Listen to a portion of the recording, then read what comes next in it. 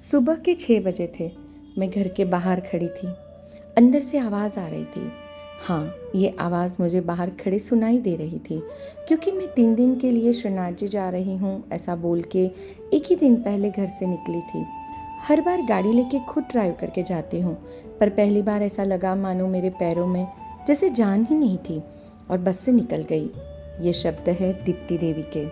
नमस्ते, मेरा नाम दीपल वैद्य है। रेकी और काफ़ी हीलिंग थेरेपीज़ के साथ काम करते करते काफ़ी लोगों की लाइफ कोच हूँ। इस तौर पे बहुत लोगों के जीवन के दिल छू लेने वाली परिस्थितियों की जाने अनजाने साक्षी बन जाती हूँ। आज आपके साथ एक ऐसी ही माँ की कहानी लेके आई हूँ। चलो उन्हीं के शब्दों में उनके जीवन में डुबकी लगाएं। मैं गारंटी के साथ बोल रही हूँ, कुछ अमूल्य मोती, अनमोल रत्न लेके ही आप बाहर आओगे। अगर आप एक माँ हो या तो जवानी की दहलीज पे खड़े एक बालक हो, तो ये कहानी आपको अंदर तक छू जाएगी। अब आप सुन रहे हैं दीप्ति देवी को। कल मैं घर से निकली थी, अपने बेटे को ये बोल के कि मैं 3 दिन में वापस आऊँगी। रात की बस से निकल के जब सुबह मैं नाथद्वारा पहुँची, तो वहाँ की खुशनुमा वातावरण, रिक्शा और टांगे वालों की चहल पहल से जो हर बार मन में एक उत्साह आता था, वो आज फील नहीं हुआ। हर बार जहाँ पे स्टे करती हूँ, वहाँ पे सामान रख के फ्रेश होके दर्शन के लिए निकली। सुबह में नाथद्वारा की गलियों में जो श्रीनाथ जी के भजन चलते हैं, चाय की फुदीने की खुशबू, पोहे और नाश्ते की दुकानें और वहीं दर्शनार्थियों की भीड़, सब कुछ हमेशा की तरह था। पर मेरा मन आज नहीं लग रहा था और मैं रात की बस से भारी मन के साथ अपने घर वापस आ गई। सुबह के 6 बजे थे जब मैं अपने घर के बाहर थी। जैसे ही घर के बाहर पहुंची, अंदर से आवाज़ें आ रही थी, हंसी, बातें और बीच बीच में कुछ तीखे लफ्ज़। मैंने ध्यान से सुना तो आवाज़ मेरे बेटे दीपांश की थी, मेरी बेटी तृष्णा की थी और उनके कुछ दोस्त भी शायद साथ थे।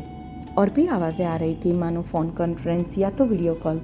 उनके दोस्त कह रहे थे, तू हर वक्त मम्मी मम्मी करता रहता है, वो तुझे कंट्रोल कर रही है, ग्रो अप यार।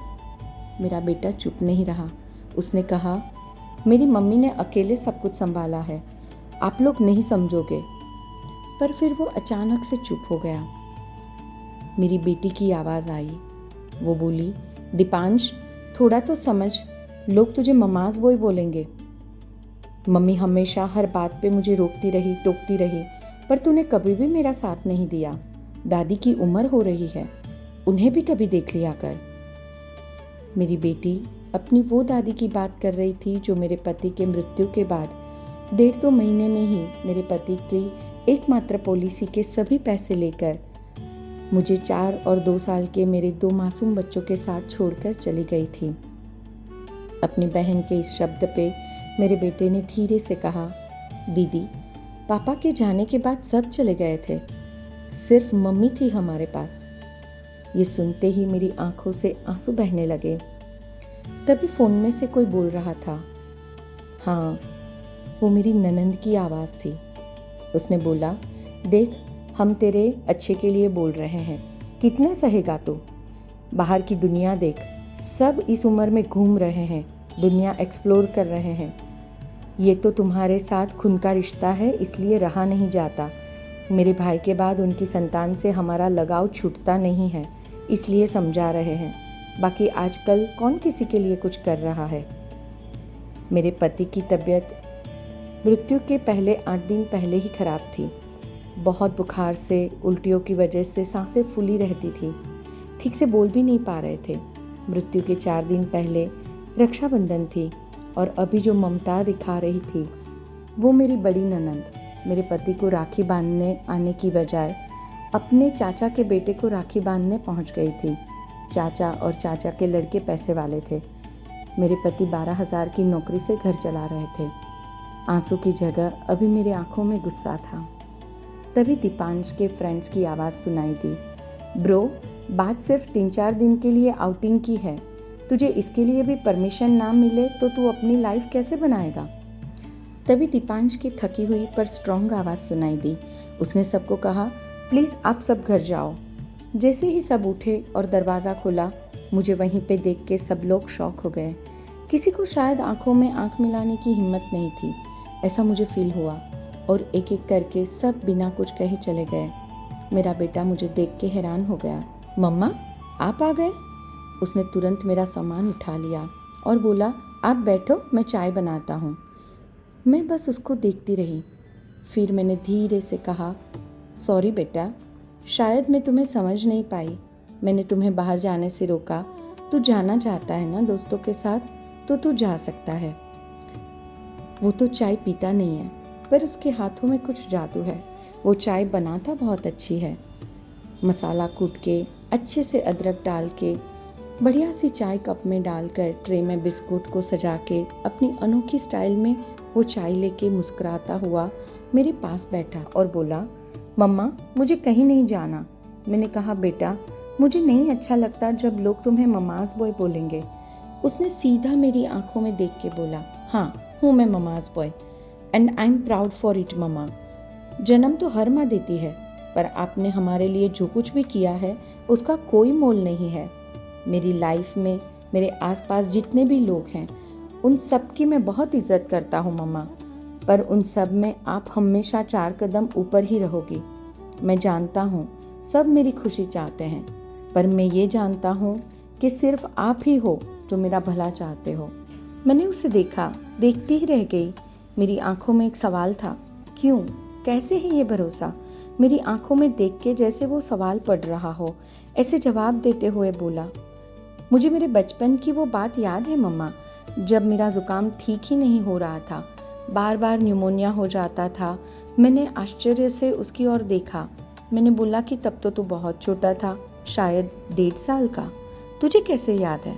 वो बोला, मम्मा, जब मैं थोड़ा बहुत समझ लेता था, शायद 5 साल का, तब एक आंटी आए थे और आपसे बात बात में पूछ रहे थे कि अब दीपांश की तबीयत ठीक है, अब वो सही से खाना खा सकता है, और मैंने आप लोगों की बातें सुनी थी। मेरे हाथ में चाय का कप था, पर उसके शब्द के साथ जैसे कि 20 साल पहले का वो समय एक मूवी की तरह मेरे सामने चलने लगा। मुझे याद आया वो किस समय की बात कर रहा था। दीपांश 1.5 साल का था। बच्चे जब छोटे होते हैं तो हम उनको हर चीज़ क्रश करके खिलाते हैं, वैसे ही मैं दाल भात, दाल रोटी, शीरा या जो भी खिलाती थी उसको क्रश करके थोड़ा लिक्विड जैसा बना के खिलाती थी। निवाले की तरह अगर कुछ भी खिलाऊं तो वो नहीं खाता था, तो बस वो जैसे भी मन है खा रहा है करके सब चीज़ ऐसे ही खिलाती थी।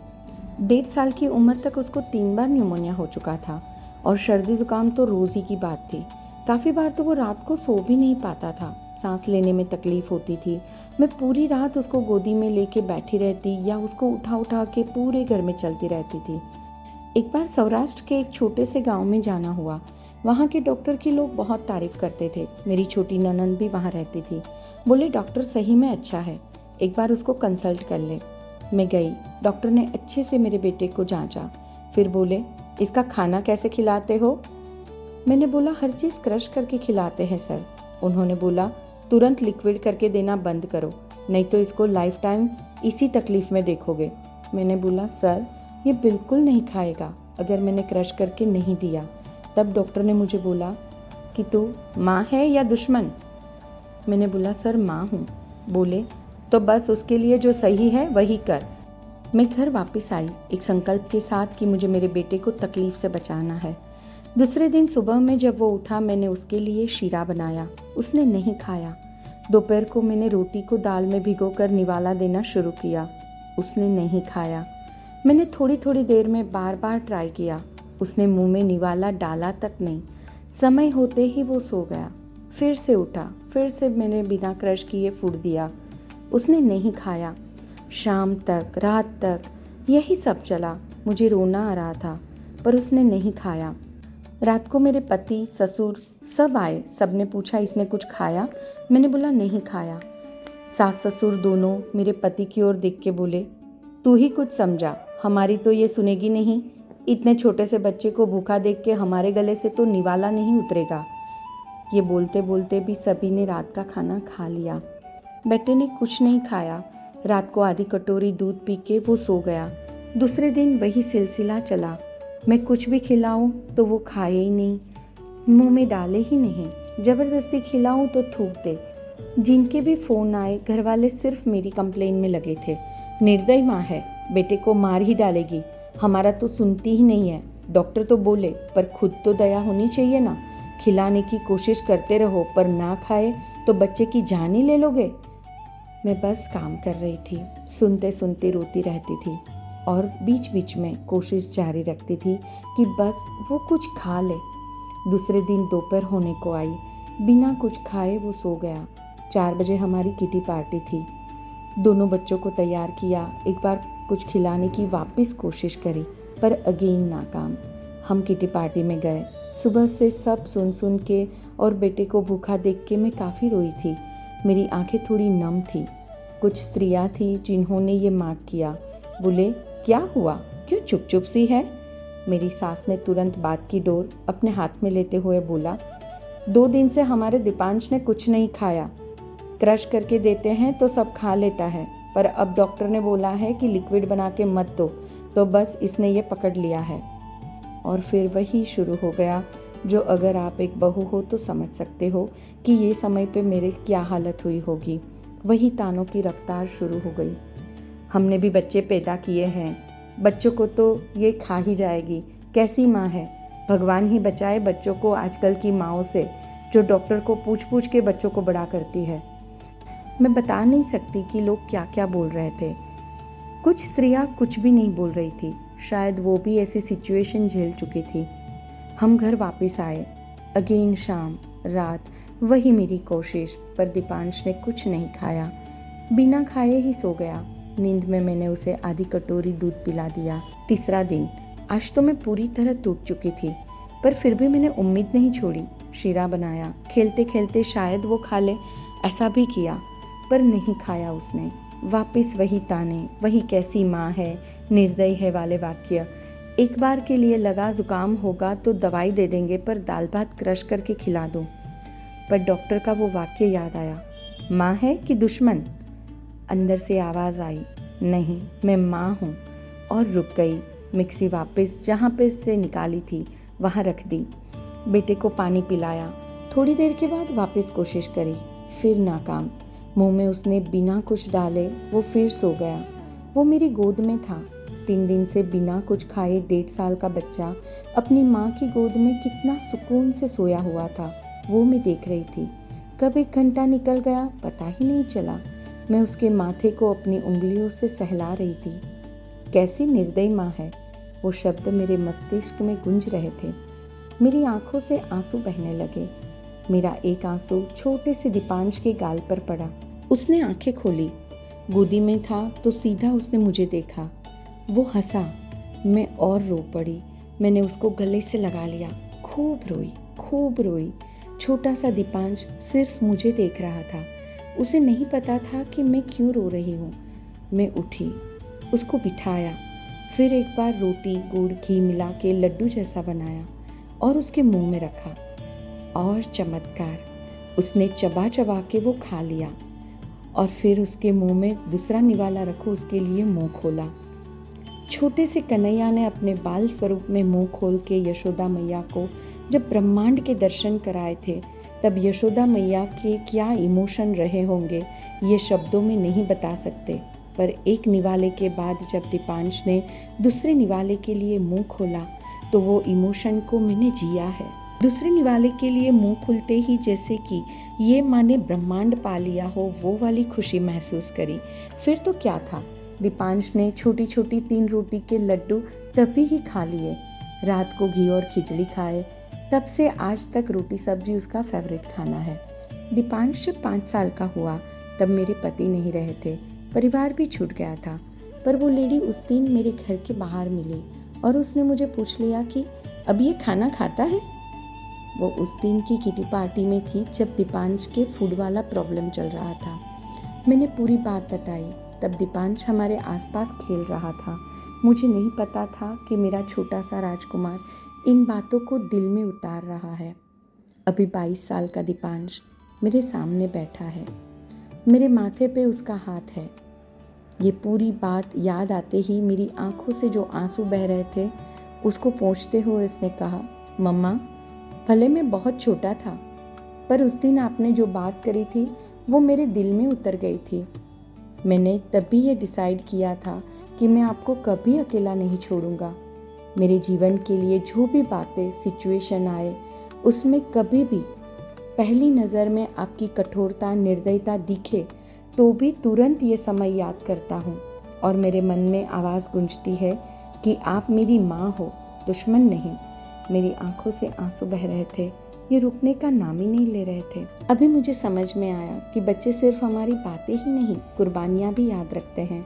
मैं ये सोच ही रही थी कि दीपांश ने एक प्यारा सा लाल गुलाब और उसके साथ एक छोटा सा कागज़ मुझे दिया और मुझे बोला, हैप्पी मदर्स डे मम्मा, और मेरे गले लग गया। आज मैं सिर्फ अपने बेटे को नहीं, मेरी ज़िंदगी को जैसे गले लगा रही थी। आंखों को पोंछते हुए मैंने गुलाब के साथ वाला कागज़ खोला। उसमें दीपांश ने 45 लैंग्वेज में माँ लिखा था। शायद आज आंसुओं के बह जाने का दिन था। मेरे पास कोई शब्द नहीं थे। बेटे को बोलने के लिए थैंक यू वर्ड भी मुझे आज बहुत छोटा लग रहा था। आज सिर्फ मैं थी और मेरा बेटा था। प्रिय आत्मा, मैं डॉक्टर दीपल वैद्य फ्रॉम झिलमिल। मैंने जब दीप्ति की ये कहानी फील करी, मेरी आंखों में आंसू आ गए। आज सही मायने में मदर्स डे का महत्व फुलफिल हुआ। माँ से बेहद प्यार करने वाला, माँ की इज्जत करने वाला लड़का ममास बॉय की तरह क्यों पहचाना जाता है, वो मैं नहीं जान पाई। पर आज एक बात जरूर समझ पाई कि ममास बॉय वीक नहीं होते, माँ के लाडले बहुत स्ट्रांग होते हैं। अगर आपको इस कहानी में कहीं पे भी अपना चेहरा दिखा हो, एक ऐसी माँ के स्वरूप में जो अपने बच्चों की भलाई के लिए, उनके सुधार के लिए, उनका जीवन बनाने के लिए, उनकी सफलता के लिए परिवार या समाज द्वारा निर्दय, कठोर जैसे शब्दों से नवाजी गई हो, तो कमेंट में माँ ज़रूर लिखिएगा। अगर इस कहानी में आपको कहीं अपने रूप में वो बेटा दिखा हो जिसे माँ की इज्जत करने के लिए, माँ से बहुत प्रेम करने के लिए सीधा, भोला, मूर्ख या ममास बॉय जैसे शब्दों से नवाजा जाता हो, तो कमेंट में प्राउड ज़रूर लिखें। आप अंत तक जुड़े रहे उसके लिए धन्यवाद। अब आप मुझे बताइएगा कि वो कौन सा पल था जिसने इस कहानी के दरमियान आपको भीतर तक छू लिया। कमेंट में ज़रूर लिखिएगा और इस कहानी को आपके उन प्रियजन को ज़रूर शेयर कीजिए जो मदर्स डे की सही हकदार है। ऐसी ही सच से जुड़ी हुई, इज्जत और हिम्मत वाली कहानियाँ सुनने के लिए मेरे साथ जुड़े रहें और इस चैनल को सब्सक्राइब ज़रूर करें। और एक बात, अगर आपके जीवन की भी कोई दिल छू लेने वाली कहानी है तो मुझसे ज़रूर जुड़े। मैं आपकी कहानी अपने शब्दों में हर किसी के हृदय तक पहुंचाने का प्रयास करूंगी। Thank you.